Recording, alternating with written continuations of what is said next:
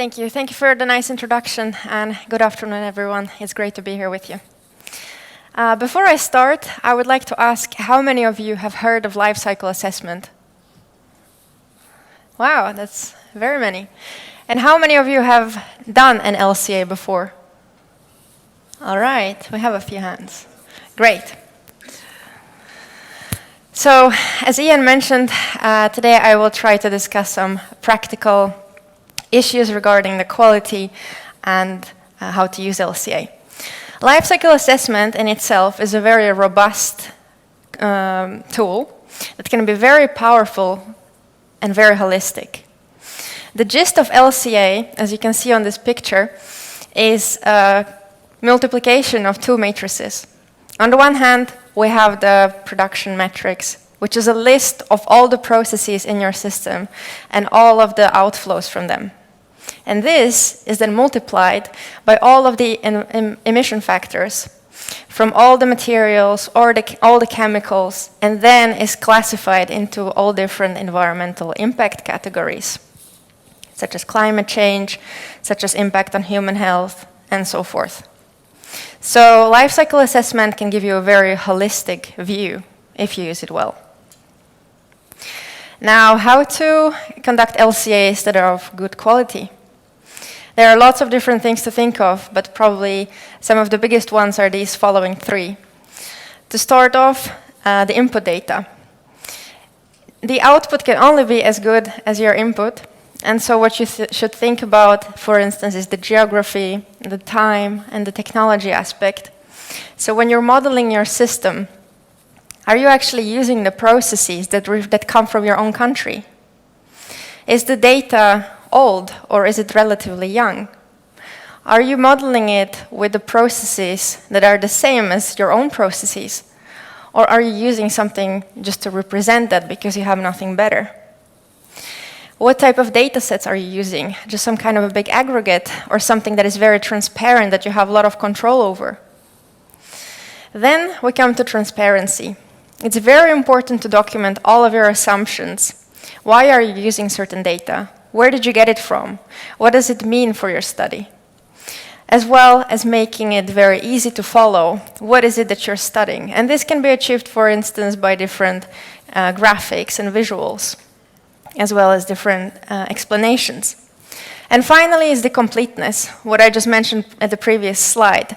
We have this tool that gives us a whole picture. Are we going to take this whole picture, or are we just going to look into one aspect of it? That, of course, impacts the quality as well. And now I'm going to borrow a concept from Jan Konietzko called carbon tunnel vision. What you probably hear a lot is a lot of talk about carbon emissions. And that, of course, is nothing surprising. We live in the world where we're trying to tackle the global climate change, and it's very important. But at the same time, it's important to remember that the environment is a very complex system with lots of interconnectedness. And that's important to remember so that in all our efforts to improve this situation, we don't forget everything else. Because we wouldn't want to live in the world where climate change is no longer a problem, but suddenly we're facing a huge biodiversity loss, or we have impacted the human health to a significant level and poisoned our waters and so forth. At the same time, what we come across a lot are the kilograms of CO2 equivalents. We hear a lot of these numbers from different studies, from in the media. And what is important to understand is that kilograms of CO2 equivalents is just one metric. It's just something that describes the impact on the climate change. This is not the sum of everything there is to the environment. So if you want to know anything about human health impact, or acidification, for instance, or resource scarcity, you are not going to find that in the kilograms of CO2 equivalents.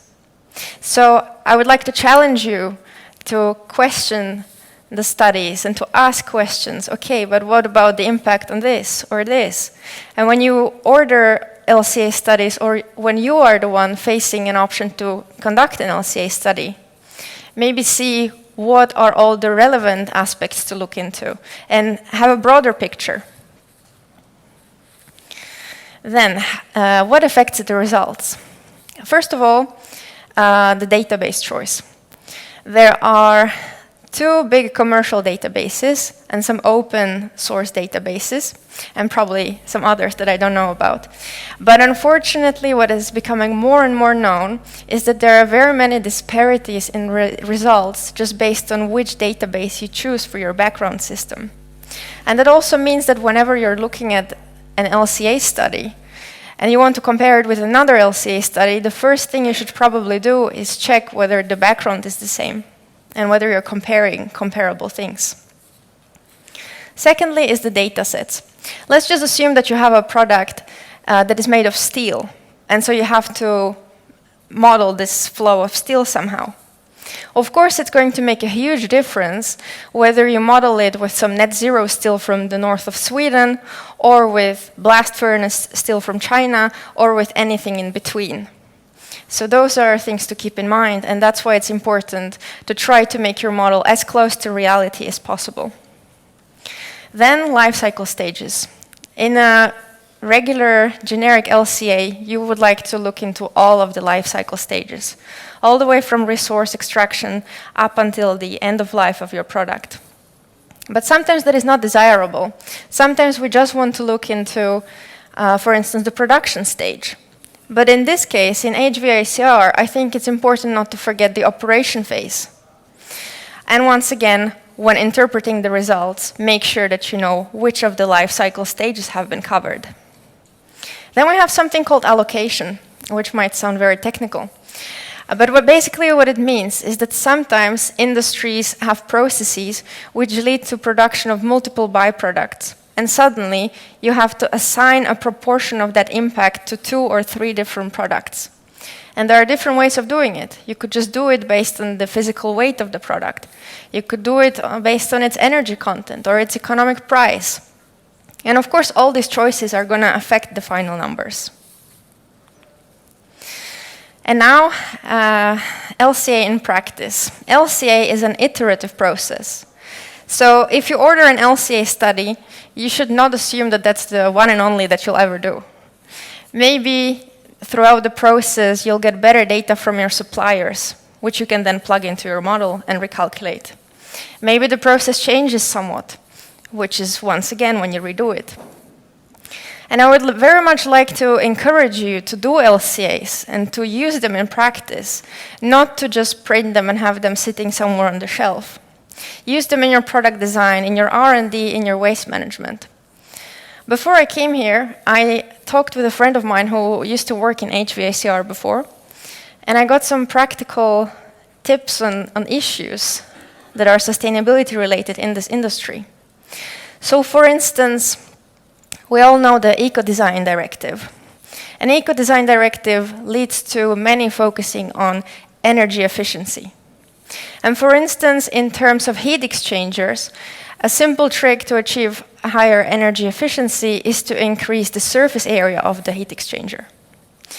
But what we should also ask ourselves is, if we make the surface bigger, is this increased energy efficiency going to pay for the extra impact that we get from all of the extra material needed to produce this heat exchanger? And probably in some geographies with very dirty electricity grid, that is the case. But maybe in some other countries where the electricity is very clean, that could look completely differently. Maybe we accidentally created the product that suddenly has a higher impact. And so it's good to ask these questions and then investigate them and maybe find some solution that works in country A and country B, but something else might be needed in country C. Similarly, with heat pumps, you can use propane as a refrigerant. But suddenly you're facing an issue of having an explosive gas in the system, which requires a much better look into safety, which then requires you to install extra components and electronics. And suddenly you have a much more complex product, which is much harder to recycle, and potentially the impact of it also might be bigger than before. Yes, or for instance, using metal alloys that are suddenly completely new, much more complex, much more difficult to recycle, and so forth. So for all these different issues, LCA is here and can help you. So please don't be afraid and get engaged with it. Then what you can use LCA for is communication. You can communicate with your suppliers once you've identified the data that you're missing. You can very specifically ask them, what about this? You can use it internally in your teams to make sure that all of you are aligned on what is important for an improved environmental performance. And of course, you can use it for communication with clients. LCAs can also be used for comparison. You can compare your portfolio of products. You can compare the product during its R&D stage when playing with different components, different options. And if you have the same background as some other study, you can also compare it with, let's say, competitors' products.